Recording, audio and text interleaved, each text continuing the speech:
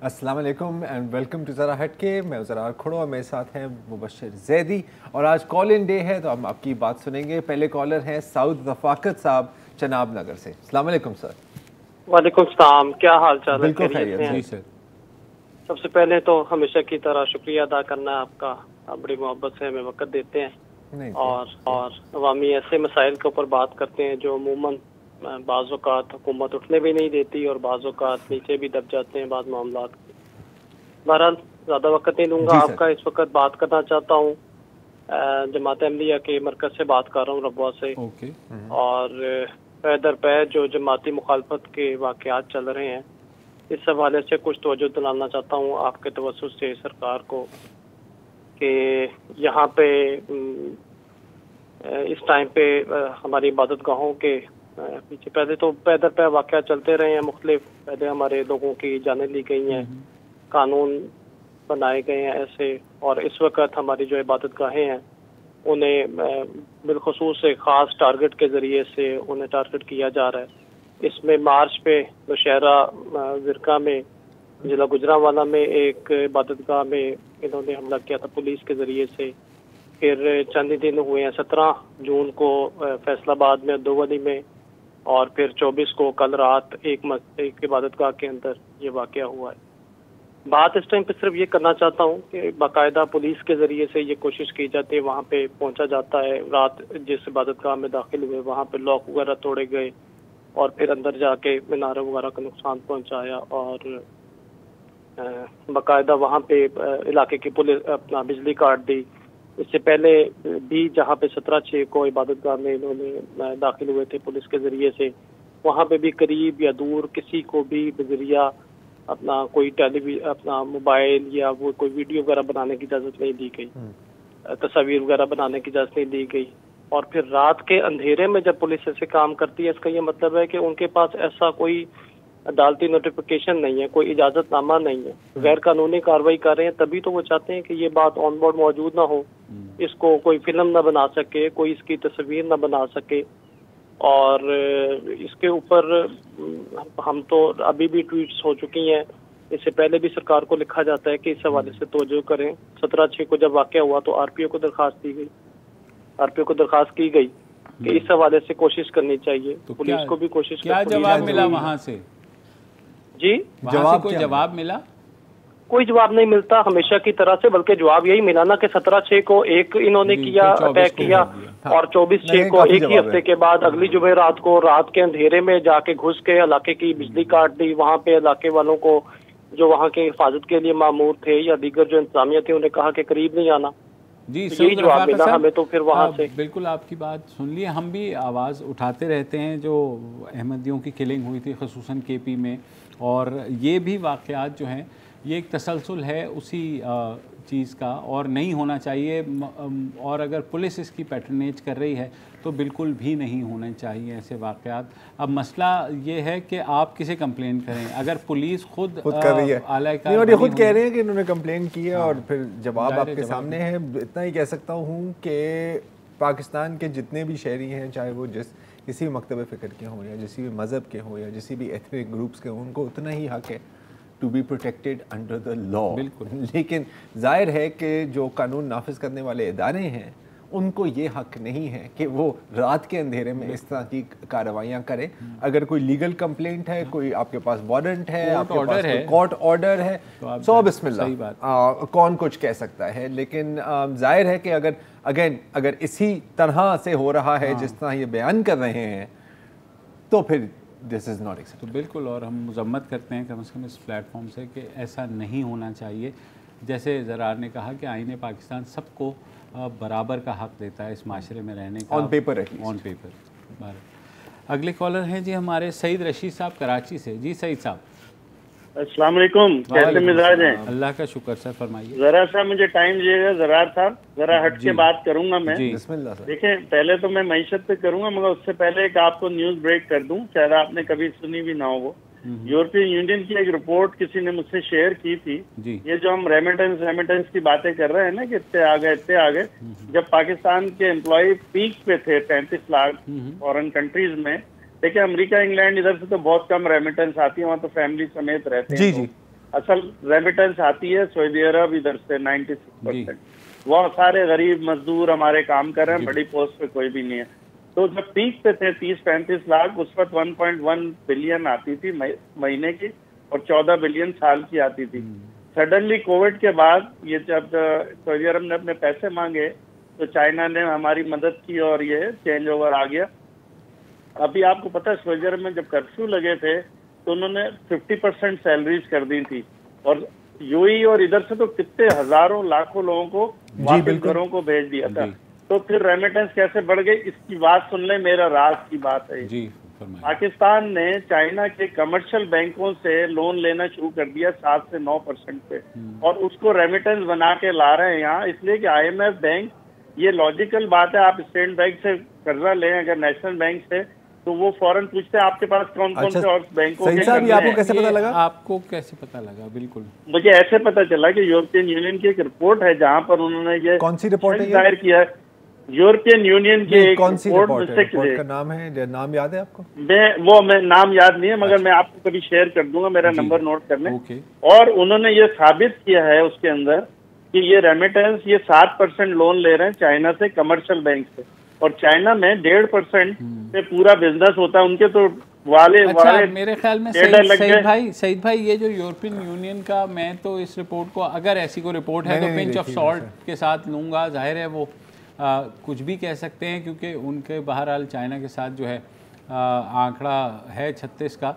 तो ये जो सारी बातें, देखिए ये रेमिटेंस ऐसा हो नहीं सकता कि हम उसे कमर्शियल लोन के तौर पर लें और उसे एज ए रेमिटेंस शो करें। It's not possible. आप दोबारा रीचेक कर सकते हैं, हम भी यूरोपीय यूनियन की उस रिपोर्ट को ढूंढते हैं कि जिसका आप हवाला दे रहे हैं। तो राहिल अशर साहब हैं कराची से। जी राहिल भाई। जी अस्सलाम वालेकुम। वालेकुम अस्सलाम। जी सर। अच्छा जी, एक थोड़ी सी बजट के हवाले से बात करूंगा। ये हमारे मुल्क में जो मजाक करते, देखिए इन्होंने पे बढ़ाई 10% एडॉक का मतलब, अगर आप बेसिक पे देख ले ग्रेड 5 से और ग्रेड 15 तक, तो 11-12 हज़ार से लेके 22-23 हज़ार जाती है। उसका 10% देख लीजिए, 11-1200 लेके 22-2300 रुपए बनता है माहाना। उसको एडॉक की है। अगर वो बेसिक पे बढ़ाते हैं तो आपको हाउस रेंट, कन्वेंस, मेडिकल सब पे बढ़ता है। इन्होंने उसको बेसिक एडॉक करके दिए, 10% आपको बिल लग जाएगा, जबकि आपके मुल्क में फूड इन्फ्लेशन 15.5% है। एक चीज। दूसरी चीज, अभी मैं आपके नीचे टिकल ही पढ़ा था डॉन में कि जी घी और ऑयल की कीमतें जो लगाई है 18 से 20 रुपए बढ़ा देंगे, जो उनकी टैक्सेशन है टैक्स लगने के बाद। तीसरी चीज मैं आपको बताऊंगा जो उन्होंने बड़ी खामोशी से किया कि जी जैसे एक स्कूल है, उसमें अगर आपके पेरेंट्स जॉब कर रहे हैं या कोई आप जॉब कर रहे हैं, तो उसमें पहला बच्चा बिल्कुल फ्री होता था, दूसरा हाफ। और मेरे दोनों बच्चे, क्योंकि मेरी मिसेस स्कूल में पढ़ाती रही हैं, पढ़ा रही है अभी भी, तो मेरे पहले बच्चा बिल्कुल फ्री पढ़ा और दूसरे ने हाफ में पढ़ा। उसका स्कूल वालों को टैक्स रिबेट मिलता था, वो उन्होंने खत्म कर दिया।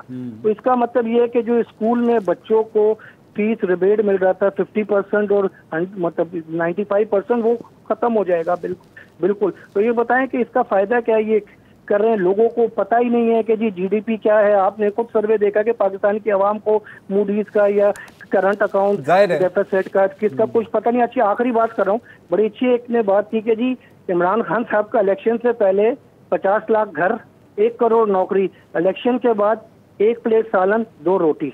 बहुत शुक्रिया जी। अस्सलाम। ठीक है जी, बहुत शुक्रिया, आपने अपनी पूरी बात कह दी। जी हुमैरा रफ़ीक हैं रहीम यार खान से। जी हुमैरा साहब।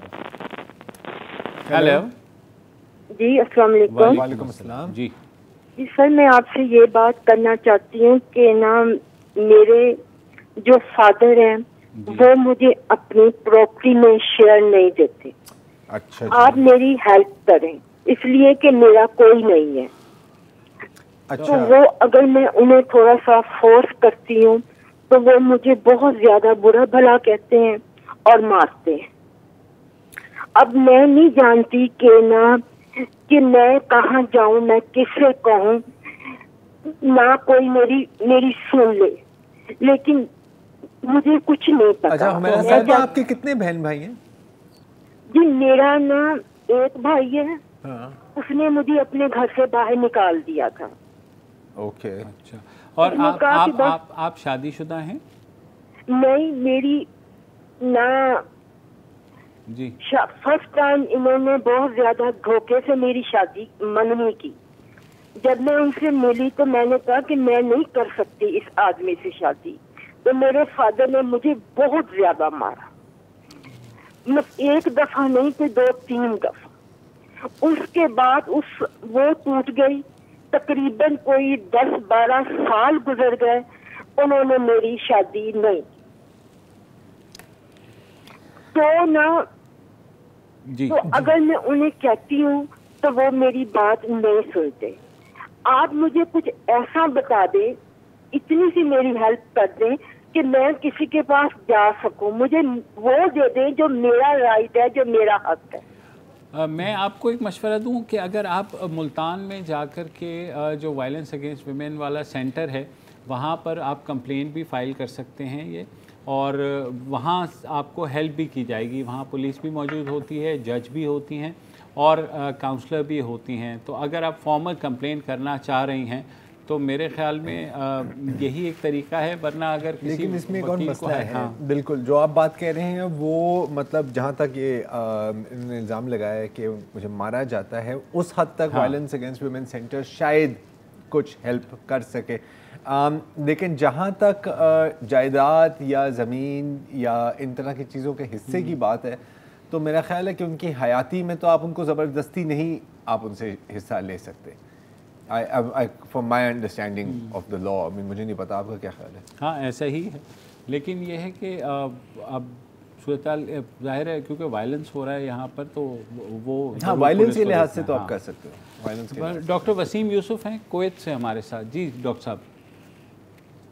हेलो हेलो जी, अस्सलाम वालेकुम। जी वालेकुम अस्सलाम। जी डॉक्टर। जी सर। जी सर। जी मैं सर डॉक्टर वसीम यूसुफ बात कर रहा हूँ कुवैत से। जी सर। कैसे हैं आप? अल्हम्दुलिल्लाह सर। जी सर। जी मैं लाइव हूँ या जी लाइव हैं आप? लाइव हैं सर।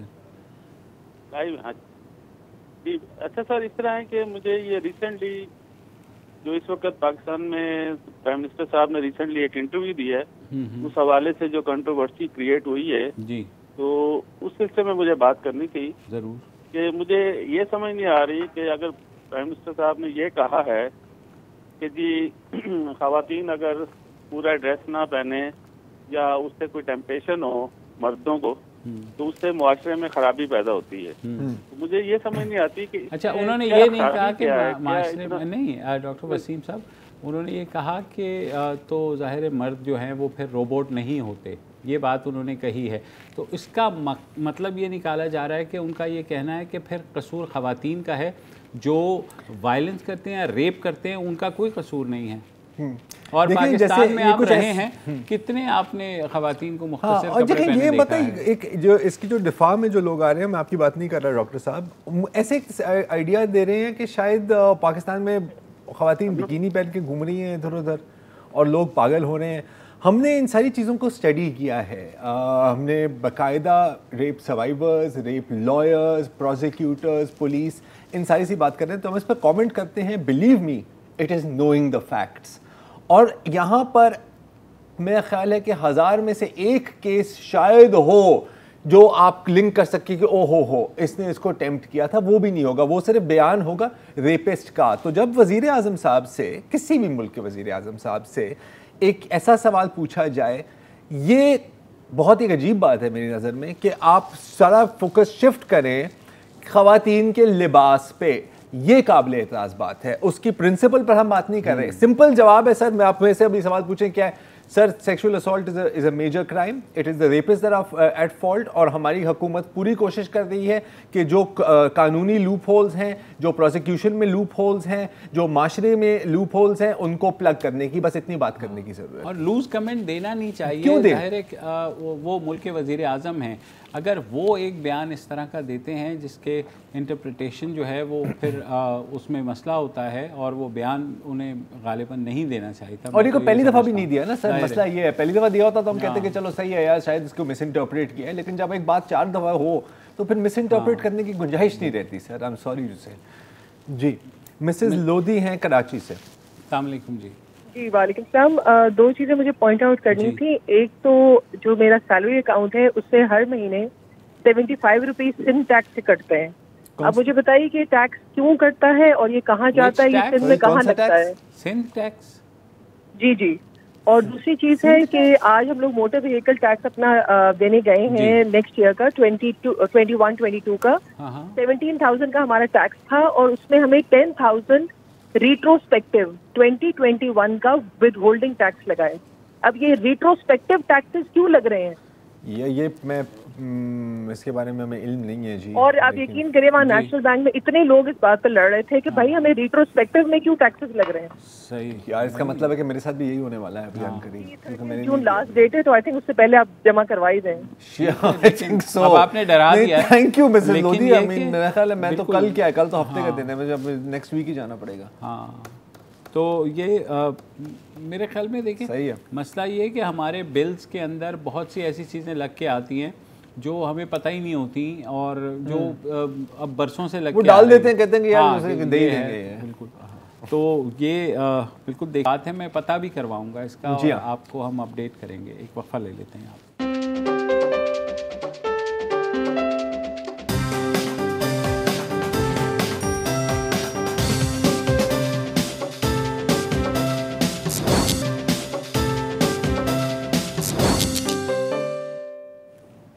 Welcome back. हमारे साथ मौजूद हैं सैयद अलमदार रज़ा जी। अलमदार भाई जी, अस्सलाम वालेकुम। वालेकुम अस्सलाम।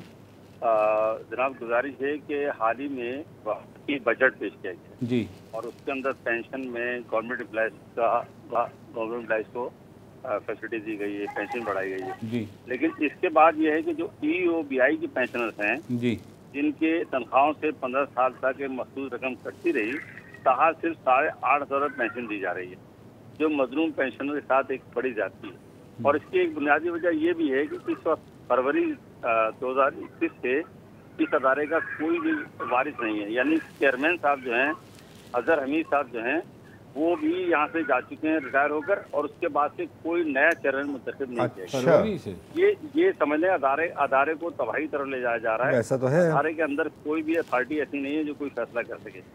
ठीक है सर। दूसरी बात जी जी फरमाइए मिनिस्टर साहब। जी फरमाइए सर। यहाँ हमारे मिनिस्टर साहब थे जुल्फी साहब, वो भी रिजाइन देके चले गए। अब सूरत हाल ये कि अदारा बिल्कुल ही लावारिस है, एक बात। दूसरी बात ये है कि इस वक्त हमारे जो मजलूम पेंशनर्स हैं वो इस वक्त समझ लें कि बहुत ही ऐसी हालत में कि आप मुझे बताएं सर, बीमारियां उनके मतलब 80 साल के, 60 साल के, 70 साल के हमारे पेंशनर मौजूद हैं, कोई इलाज की सहूलियत मैसर नहीं, और वो 8,500 में घर का गुजारा कैसे आखिर कर सकते हैं।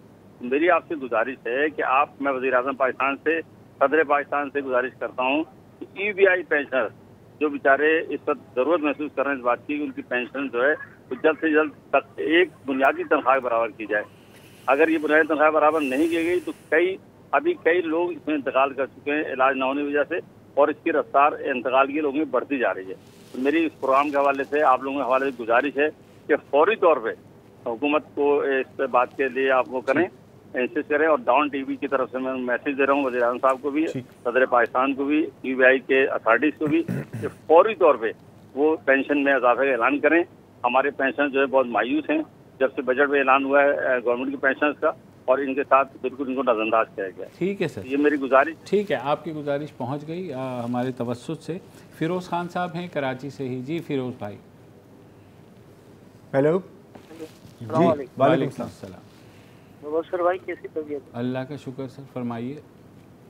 बस अल्लाह की दुआ होनी चाहिए आपकी। मैं ये बोल रहा था कि मुबारकबाद दे रहा हूँ कि पाकिस्तान ब्लैक लिस्ट आने से बच गया क्या? जी जी बिल्कुल, ये मेरे ख्याल में ब्लैक लिस्ट में जाने से तो हम काफ़ी अरसे से बच गए थे। तो ये हम पराई जगह के ऊपर, पराए देश के ऊपर ये इंतजार क्यों करते हैं कि हमें ये ब्लैक लिस्ट में डाल दें, ये वो दे? हम अपने खुद कफील कब तक होंगे क्या? अभी टाइम लगेगा सर। देखिए अभी बहुत टाइम लगेगा, और यही बात हम भी समझने की कोशिश कर रहे हैं कि FATF एक्चुअली चाह क्या रहा है पाकिस्तान से। क्या ये जो है प्रेशर पाकिस्तान पे रखना चाह रहा है? हालांकि पाकिस्तान ने बहुत ज़्यादा जो है वो प्रोग्रेस की है और जिसको फैटफ खुद एक्नॉलेज कर रहा है। तो भाई अगर एक रह गया है, उम्मीद यही करते हैं कि जो साल का टाइम दिया गया है उसमें हम ग्रे लिस्ट से बाहर आके जब 26 कर लिए तो 27 भी कर लेंगे यार, होपफुली। इतनी टेंशन की बात नहीं है। शाहद सिद्दीकी कराची से। जी शाहद भाई। वालेकुम जी सर। जी सर। सर बजट वैक्सीन जो आई है ये तो माशाल्लाह हम सबको मुबारक हो। पेट्रोल भरवाने गया, पेट्रोल बढ़ गया, बजट से कोई ताल्लुक नहीं। बिजली का बिल आ गया, बढ़ के आ गया, बजट से कोई ताल्लुक नहीं। पर किसी चीज का बजट से ताल्लुक नहीं तो किस ममालिक का ये बजट पेश होता है, कौन से जजीरे वैसे पेश भी क्यों होता है ये भी समझ नहीं आती कभी कभी। जब उसके 1 हफ्ते बाद, 2 हफ्ते बाद, 3 हफ्ते बाद आपने ऐसी चीजें कर ली है कि जो आपने उसमें खुशखबरी दी थी। इस दफा तो आपको पता लग गया होगा बजट क्यों पेश होता है। जो हमारे पार्लियामेंटेरियंस ने वहाँ पे कैच खेला है किताबों के साथ। सर तो आप मैं और रिक्वेस्ट किया है कि आप कम से कम अगर पाकिस्तान को अब सही करना है ना तो आप 5000 का नोट बंद कर दें, सुबह फजर से लेकर असर तक काम करवा लें। आपको खत्म करना है। अब देखिए अब चौथी लहर आने वाली है, अब वो चौथी, 5वीं, 7वीं आएगी। आप फजर से असर तक काम करोगे तो हम सब पूरी रोशनी में काम करेंगे। देखिए चाइना करता है, दुनिया करती है, हम कर लेंगे तो कौन सी बुराई है। अब 5000 का नोट तो बंद कर दें अल्लाह के बाद। यहाँ पे 5000 के नोट से क्या दुश्मनी है सर? सर इसलिए दुश्मनी है कि आपको रिश्वत मैंने देना है 1 करोड़ रुपए, मैं इतने खूबसूरती से लाके दे दूंगा कि जो दिखा रेज की देना नहीं तो क्या थोड़ा सा थैला ही बड़ा हो जाएगा ना यार शायद भाई। थैला बड़ा नहीं हो जाएगा सर। नहीं यार, नहीं कुछ नहीं होता सर। पूरा ब्रीफकेस में आपको लगा के दे दूंगा यार। मैं तो 100 के नोट में भी लेने के लिए तैयार हूँ। आप मतलब मैं भी क्यों यार। कौन साहब हैं भाई? शमशाद उल हक साहब हैं कराची से। जी शमशाद भाई। अस्सलाम वालेकुम जी। वालेकुम अस्सलाम। अच्छा ऐसा है जनाब, आप जैदी साहब? जी सर। हाँ मैं बात कर रहा हूँ मुल्तान से। जी। अच्छा मुल्तान। मेरी 66 एज होने वाली। ओके। मैंने 37 इयर्स एक प्राइवेट ऑर्गेनाइजेशन में काम किया है मुल्तान केमिकल्स के नाम से। जी ठीक। जो कि ऑक्सीजन गैस हम लोग बनाते हैं। मैं वहाँ जीएम प्रोडक्शन था। ओके तो मैंने सितंबर में रिजाइन किया है और 37 साल की मेरी ग्रेजुएटी बनती है और वो लोग नहीं दे रहे। बहुत खूब। जबकि वो बाकी लोगों को ग्रेजुएटी देते हैं लेकिन उनको भी 55% देते हैं, क्योंकि मेरी पूरी बनती है तमाम की तरह मेरी भी बनती है, लेकिन वो 100% के हिसाब से मोर देन 70 लाख है। तो वो आपके साथ भी वही कर रहे हैं कि इतने ले लो? वो भी नहीं कर रहे। अच्छा। मेरे साथ वो रेगुलरली 5 महीने से वादे वादे वादे वादे। सर आपके पास और कोई चारा नहीं है, आप केस कर दें? मैंने केस भी कर दिया। केस भी कर दिया, ठीक है। लेकिन केस पर आपको पता है कि क्या होता है फिर। हाँ ये हमारे निज़ाम इंसाफ का भी क्या करें। बिल्कुल। एक वक्फा ले लेते हैं। और ये प्रॉब्लम्स जो हैं ये बहुत ज़्यादा बढ़ती चली जा रही हैं कि लोगों को उनका हक नहीं मिलता। वो अदालत जाते हैं, उनको वहाँ भी कुछ नहीं मिलता। फिर वो यहाँ कॉल करते हैं और हम कहते हैं कि हम दुआ कर सकते हैं और क्या करेंगे।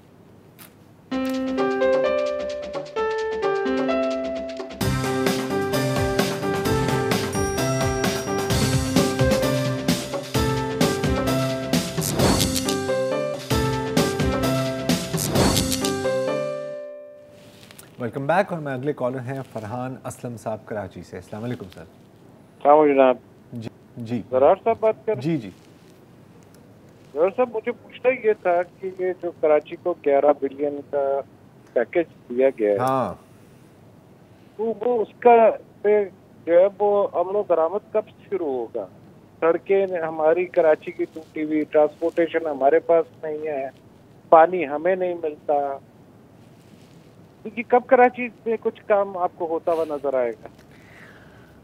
बहुत अच्छा सवाल है। जब तक यहाँ पर एक फ़ाल किस्म का लोकल गवर्नमेंट सिस्टम नहीं होगा और ऐसा मेयर नहीं होगा जो सिर्फ इस शहर के बारे में सोचे, तब तक ऐसा नहीं हो पाएगा।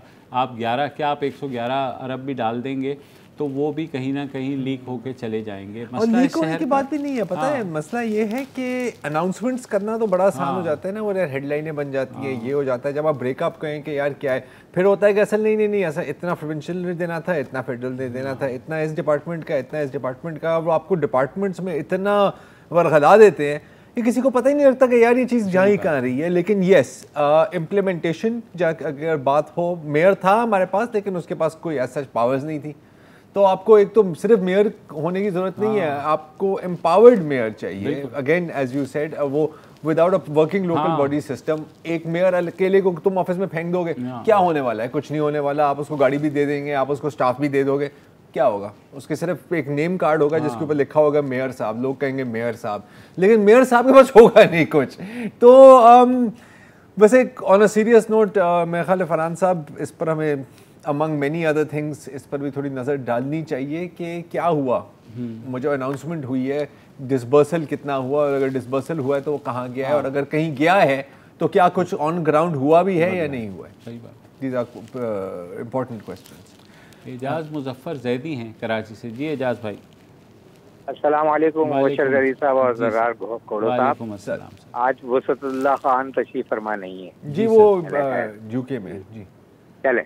अच्छा, मेरी बात करने का मकसद ये है कि क्रिकेट के हवाले से आज बात की जाए। वो ये कि आपने देखा होगा कि एक लाड़काना का एक बच्चा शाहनवाज धानी, इतना तो मुझे भी पता है, जिससे हाईएस्ट विकेट टेकर है PSL जो हुआ है अभी, और बड़े उसने जो परफॉर्मेंस दी है उससे बहुत लोग उससे जो है ना उसकी तारीफ कर रहे हैं।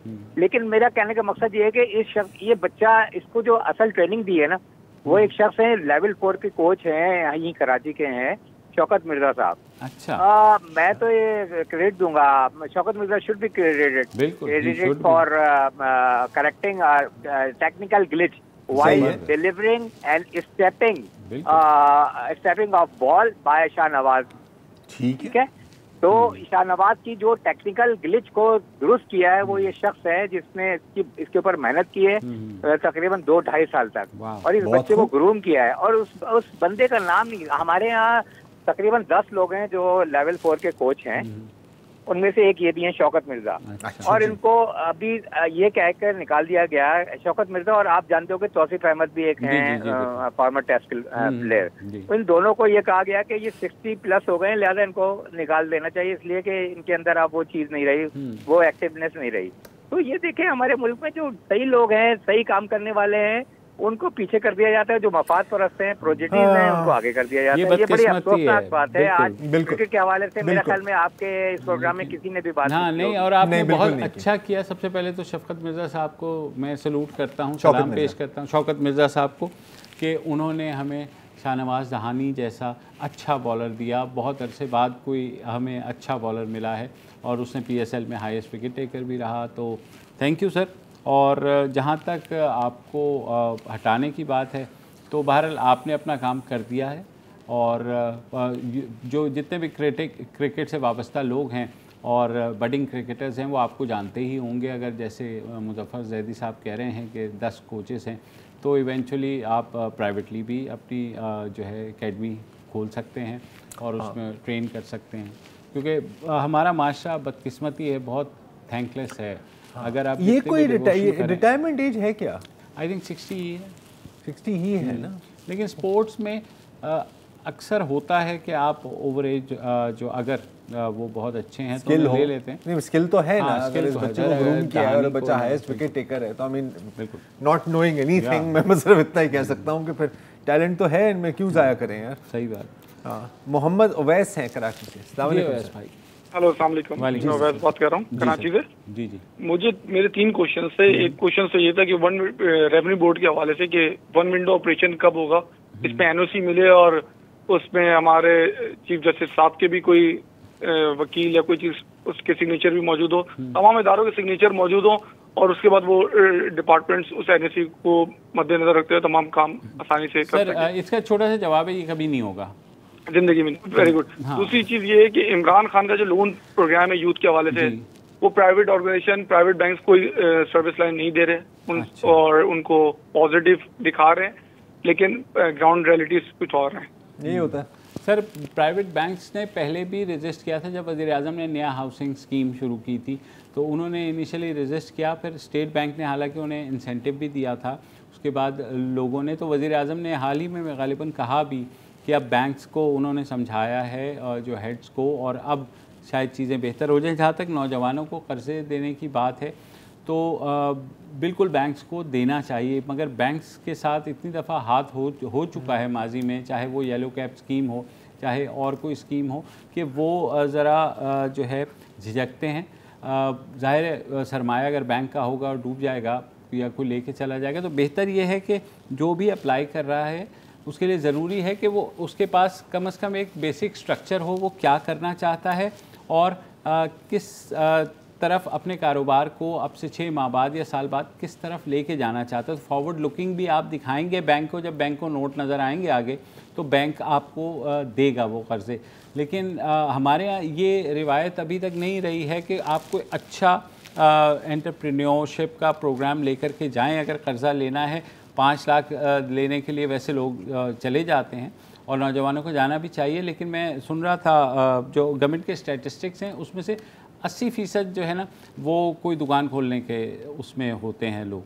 अब दुकान बिल्कुल आप खोल सकते हैं, प्रॉफिटेबल भी हो सकती है, लेकिन ये नहीं हो सकता कि मेजॉरिटी को जो है लोग दुकान के लिए कर्जा बैंक को अपना रिस्क भी इवैल्यूएट करना होता है। आई मीन अनफॉर्चुनेटली अब मुझे नहीं पता इस स्कीम की एग्जैक्ट डायनामिक्स मुझे नहीं पता, तो इस पर ज़्यादा कमेंट नहीं किया जा सकता। लेकिन अगेन वही बात है कि अगर डूब गया तो फिर गारंटी और कौन देगा? वो बैंक ने तो अपने एसेट को सिक्योर करना है, अपने लोन को सिक्योर करना है कि और किसी किस्म का कोलैटरल तो मांगेंगे। जी सर, एक सवाल और था जिसमें ये था कि टीवी प्रोग्राम जो है वो पॉजिटिव नहीं आ रहे हैं, जो कि एनवायरनमेंट जो है वो बहुत ज़्यादा बैड दिख रहा है। थोड़ा सा जो है ना वो यूथ के हवाले से भी और बच्चों के हवाले से भी और एक एग्रीकल्चर हवाले से भी एक चैनल होना चाहिए ताकि हम अपने ग्रासरूट लेवल पे वो डेवलप करें चीज़ें, हर चीज़ हम बाजार से परचेज ना करें। बहुत अच्छी बात की है आपने अवैस भाई। बच्चों के हवाले से बदकिस्मती ये है कि जब एक चैनल था PTV, तो उस वक्त हम इंतज़ार करते थे कि कब कार्टून आएगा, जब बच्चों का प्रोग्राम आएगा। यार स्कोप बहुत है, स्कोप बहुत है। मतलब मेरे पास एक पूरा वो एक शो का कॉन्सेप्ट भी पड़ा हुआ है, अगर कोई उठाना चाहे तो ले ले मेरे से। लेकिन उसमें साइंस भी है, मतलब वर्केबल साइंस भी है, वर्ल्ड फैक्ट्स भी हैं, और ये चीज़ें अनफॉर्चुनेटली जी देखो प्राइवेट चैनल्स के लिए जब तक कमर्शियली वायबल नहीं होगा वो नहीं करेंगे। और मेरे ख्याल से हो सकता है लेकिन आई थिंक प्राइमरीली ये काम फिर PTV को करना चाहिए। PTV में सियासी टॉक शो का क्या फ़ायदा है जब आपको पता है कि एक हुकूमती नुमाइंदा एक हुकूमती एंकर को कह रहा है और हुकूमती एंकर हुकूमती नुमाइंदे को कह रहा है कि सर आप इतने लाजवाब क्यों हैं, और वो आपको बता रहे हैं कि सर मैं आपको बताता हूँ इतने लाजवाब क्यों हैं। कोई तुक नहीं बनता। सही बात। इसको आप इंफोटेनमेंट चैनल में ट्रांसफॉर्म कर दो अल्लाह के वास्ते। और दूसरा ये है कि बच्चों के प्रोग्राम अभी लगता नहीं है, लेकिन तमाम चैनल्स को शुरू करने चाहिए। हमारे यहाँ बदकिस्मती ये है कि भेड़ चाल नहीं और इतना कोई खर्चे का काम भी नहीं है यार, और भेड़ चाल एक बंदा करेगा ना वो हिट होगा, सब करने लग जाएगा। चैनल का फार्मूला क्या है कि 4 एंकर 4 सियासी शोज, तो बस सही है। आप बस हो गया ना सर, दिहाड़ी लग गई। दिहाड़ी क्या मतलब आपको उसमें ऐड भी मिल जाएंगे, सारा कुछ हो जाएगा। तो मेहनत कौन करे, तजर्बा कौन करे? तो पागल ही होगा। और इसी बात पर एक वक्फा ले लेते हैं।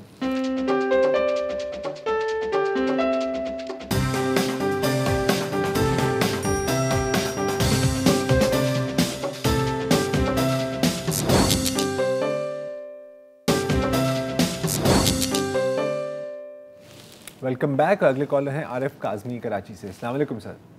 जी अस्सलाम वालेकुम। मैं ये अर्ज करना चाह रहा हूँ कि आजकल ये सिंध गवर्नमेंट की तरफ से बड़ी एग्रेसिव टीवी कैंपेन चल रही है साफ सुथरा सिंध के हवाले से, आपने भी देखी होगी। जी बिल्कुल। तो मेरी अर्ज ये है सिलसिले में कि इसमें हमें दिखाया जा रहा है कि कुछ चीज़ें तो ऑलरेडी शुरू हो चुकी हैं और कुछ बाद में होंगी। तो जो चीज़ें शुरू हो चुकी हैं उसमें बताया जा रहा है कि जनाब तकरीबन 15,000 टन गार्बेज रोज़ाना हम उठा रहे हैं, और इसके लिए हमारे पास 1400 डंपर्स या गार्बेज ट्रक जो हैं उनका वो हासिल किए जा चुके हैं। तो इससे ये जाहिर होता है कि रोज़ाना एक डंपर या ट्रक जो है वो तकरीबन 10 टन गार्बेज मूव करेगा एक जगह से लैंडफिल एरियाज में, जो कर रहा है ऑलरेडी। यानी ये वो पार्ट है जो कर रहा है। तो ये फीजिबल लगता है कि 10 टन एक डंपर जो है वो उसको कई ट्रिप्स करने पड़ेंगे तब जाके वो हो पाएगा। अच्छा, दूसरी बात ये है कि ये 1400 डंपर्स जो हासिल किए जा चुके हैं इनका मुझे याद नहीं पड़ता कि कहीं पर कोई टेंडर नोटिस निकला हो। ये कैसे एक्वायर किए गए? आरिफ साहब, पब्लिक मनी है। आरिफ साहब जी बिल्कुल, बड़ा सिंपल सवाल है कि आपने वो इश्तिहार भी देखे होंगे जिसमें वो कहते हैं कि 9 में से 10 डॉक्टर कोलगेट को रेकमेंड करते हैं या क्लोजअप को रेकमेंड करते हैं। आपको कभी मिले हैं वो 9-10 डॉक्टर? ठीक है, तो ये भी वैसा ही है ना जी। और दूसरा देखिए प्रॉब्लम ये है कि कराची की अगर आप बात कर लें तो जितना कचरा यहाँ रोज़ का होता है उसमें से बहुत सा कचरा जो है वो वहीं रह जाता है। अभी भी कैपेसिटी वो नहीं है। आपको इल्म है 22,000 टन के करीब कहते हैं कचरा होता है और 15-16 हज़ार अब उठाया जा रहा है। पहले 11-12 हज़ार होता था।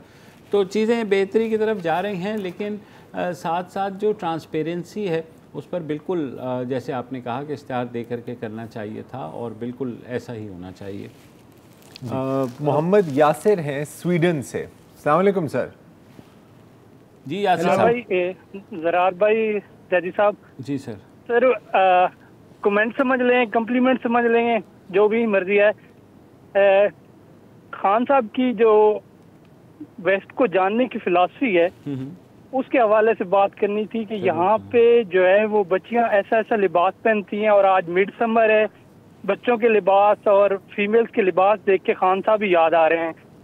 और यकीन करें मैं जिस सिटी में हूँ उसमें 50% से ज़्यादा इमिग्रेंट्स हैं, मोस्टली पाकिस्तानी हैं, और इतने शरीफ हैं। उनमें से बहुत से लोगों ने डंकी लगा के आए, इलीगल वे से आए, लेकिन इतने शरीफ हैं, पता नहीं क्यों शरीफ हैं, या तो कानून से डरते हैं। रोबोट होंगे, आपने चेक किया है? रोबोट ना हो सर। ये वैक्सीन जो है ना, सारे ये वैक्सीन जो है ना, ये जो आपके यहाँ वैक्सीन लग रही है ना, इसके अंदर चिप है, और चिप लगाने से क्या हो जाता है, बंदा रोबोट हो जाता है सर।